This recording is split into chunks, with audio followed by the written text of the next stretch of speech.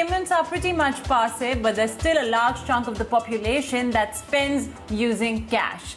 Let's talk about what exactly are these cash users missing out on. What are the best kind of credit cards that you should have in your pocket come the new year? I have with me a very special guest, Kunal Shah, the founder and CEO of Cred. Kunal, always a pleasure having you with us on The Money Show. Many thanks for joining in.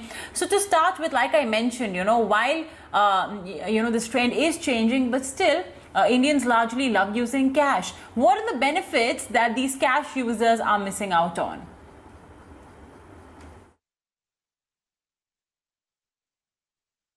The biggest benefit that you can have by using digital versus cash is that you can study the patterns on what you have done.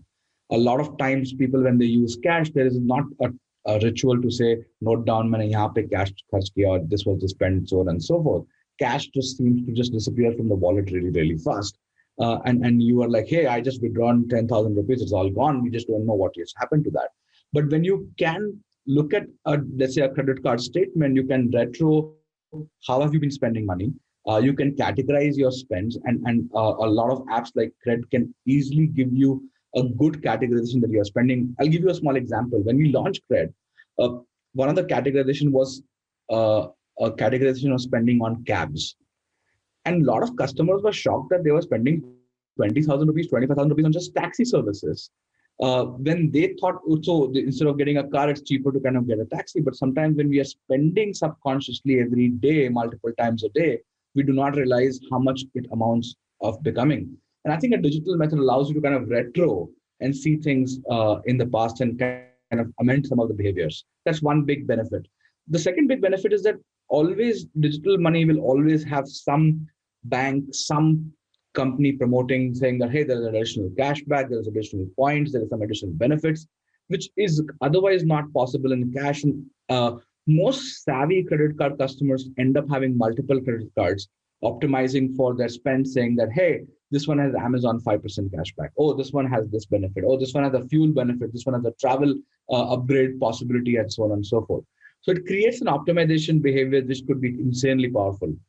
And the third thing is just from a safety perspective, right? Like digital transactions in India are super secure, controlled with PIN, OTP. Like our fraud rates are actually lowest in the world, thanks to RBI's initiative of implementing second factor and so on and so forth. Cash, on the other hand, has the risk of being stolen. Like a lot of people feel uneasy carrying cash, but cards, like you can easily disable, block. A lot of consumers are comfortable with that particular behavior, and there is no fear that, oh shit, my wallet is lost. The cash is going to be completely misused, but your cards are least likely to be misused because of the second factor authentication that exists on digital method, which does not exist on cash. So these are the summary of some of the benefits of using digital versus cash. A common concern among credit card critics, my dad included, in fact, was somebody who used to say this, that you may end up overspending if you use a credit card. How do you sort of manage that? Do you think that perhaps a card is good for only some categories of purchases, say essentials, and maybe cash should be used for the discretionary part, or maybe use a debit card for the discretionary part? Yeah, so I think the curse of everybody who starts the journey with, let's say, income, first early income, they always usually tend to overspend and realize that they have kind of got into themselves into a debt or have overspent in what they have earned. And I think that thing will happen no matter what we do. If it's cash or cards or whatever that is, a lot of times we end up doing that, and therefore creating prudent behavior. One prudent behavior is that no matter what happens, we will pay the bill on time, right? One of the things that we encourage heavily on Cred is to pay the bills on time. And in fact, we give a clear warning to people who are paying less than full amount that you are going to incur up to 40% or 45% of interest charges on that, which is not a good idea.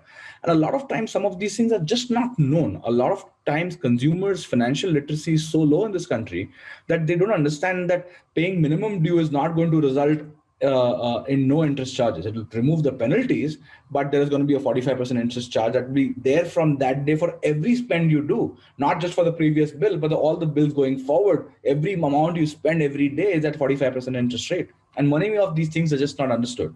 But the idea is very simple, that if you can figure out a way to say that a percentage of your income is going to be towards your spends, and you will ensure that the bills will be paid on time. It doesn't matter small value, large value transaction. Ideally, you should do all transactions on credit card because you get the extra 50 days credit limit, which you can use. Thing. But a lot of times people are like, oh, because I don't know how to control my spends, I'm going to only do large spends on when I buy a smartphone on credit card, which is not a very smart way of using a card. A card should be used for almost everything, but a simple rule that no matter what, I will pay the bill every month. The second thing is about how do you kind of control and put some regulation. I think there are some interesting filters you can put on saying that, hey, no matter what, I will not spend more than this much on eating out, or this much per this. And the thing is, always retro helps, right? What are the mistakes that you have made? If you cannot see what you've done last month with the card and you do not look at your statement, the credit card companies unfortunately don't design statements which allow you to reflect on what was your previous month, right? So therefore we are embarking on a journey, at least at Cred, that it gives you an honest perspective on what seems to be happening and what you should be doing. But the easiest method I have seen young people to truly benefit from not overspending is deciding a budget to save, not using saving as all the thing that is left after spend. You will never have anything left. So the first thing you should do is to actively either save or invest, and think of everything else to be the truly income that you can spend. A lot of time people think that, oh, after I spend everything, jo bhi bachega I'll save, but that doesn't work that way. We need to budget for saving versus kind of saying budget for spending. What do you think are the 2-3 kinds of credit cards that people must have in 2021, assuming travel hopefully opens up a bit more? So there are multiple ways of looking at it. A lot of consumers prefer to have different cards to do official expenses and personal expenses, so that it becomes easy for them to do a reimbursement. A lot of times when we club these things on one card, we do not know कि यार ये what was the official kharcha, which was a non-official kharcha, right? So it's important to kind of think about having an official card and a personal card, and can you aggregate things on that, and maybe it makes sense to have a travel card for your official expenses because they're likely to be larger, but you might actually get a benefit to unlock, let's say, a potential vacation or potential flight ticket from that.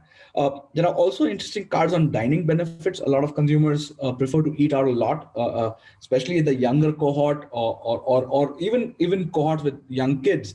They tend to eat out quite a lot, and there are benefits on the card which can give you like up to 15-20% on that.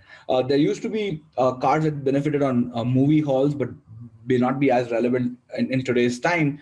But I think the simplest cards that seem to be working are the ones which give you cashback benefits, which are straight up discounts, which removes the complexity of trying to save points and give you all the complexity. They give you straight up benefit on cashback. So depending on which kind of consumer you are, I would say that if you're a heavy spender, maybe the travel card does make a sense because it unlocks meaningful rewards on that, which you can unlock. Like many consumers I know who use Cred and have multiple cards actually unlock 1 or 2 vacations per year by just the spends on their card, because they have so much of official expense going on. They have travel expense, all of that aggregated and reimbursed from the company, but they actually use the points for unlocking a special vacation for themselves or their family. But the thing is, if you do not use your reward points, which is a big thing that I have seen, that people tend to accumulate points but forget to redeem them, that's not a good strategy. So there should be a rigor that people should have to kind of say every month, every 3 months, I'm going to create a method to at least reimburse the points or use the points somewhere effectively, because the points also expire on credit cards. And at least from the data that I have studied, 50% of all points for most customers just expire because people just don't use them. So, I know for a fact that Cred can really help manage these cards, ensure timely payment, avoid that hefty interest bill. Why don't you reiterate that for our viewers?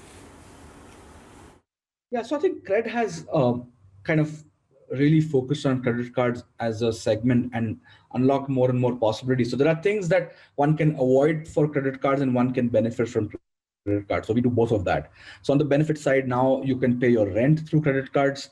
on the platform. There are a lot of these new initiatives that we have launched for that. We have a credit line that consumers can use if they are a Cred member. The other benefits are we are also now tracking your credit card points so that we can give you a timely reminder that, hey, you have collected so many points, you should act on it and do something about it, right?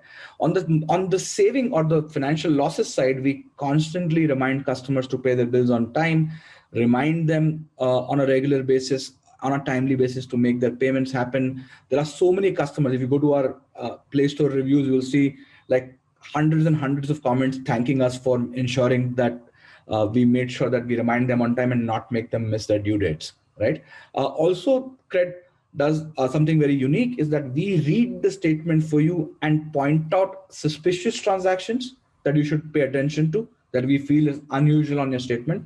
Any hidden charges that we have seen on your statement that you should probably investigate or do something about it. And a lot of time when you call a bank, you get a refund for that transaction. And the third thing is just like a summarization on what did you do last month, right? Like an aggregate view across your cards. What was your last month like and how did you spend your money? I think that's where we really help consumers kind of love their cards versus constantly operate in fear with their cards, which should not be the case, right? It's like a lot of times every good technology is like sometimes like a knife that seems like double edged, but it's not double edged if you know how to use it well. You can simply get benefits from it and avoid all the losses from it. So just to summarize this conversation that we've had, Kunal, how do you, if we had to sort of put forward a point on why one should use credit cards, how they can smartly make the most of their credit cards as well, how would you summarize that? I think to create financial progress, it's important that we have a good relationship with our money and not a bad relationship with our money. And the important thing to do have good relationship is to have strong emotional control and strong measures and systems to control. Using cash versus card may not be the wisest thing to do because the benefits are significantly higher. So I would urge the consumers to think differently about these things. There are enough tools like Cred, which ensures that you can use the credit cards well, and using cash may not be the wisest decision in the times that we are living in right now. And more cashless behavior. It can be UPI cards, doesn't matter which format you prefer, but it gives you more control, more power, more decisions on how we can do that. And most importantly, awareness that you can look back every month and see how are you doing, which cash will never give you the privilege of. Well, Kunal, on that note, thank you so much for joining us today on ET Now, and I wish you and the team at Cred a very happy New Year.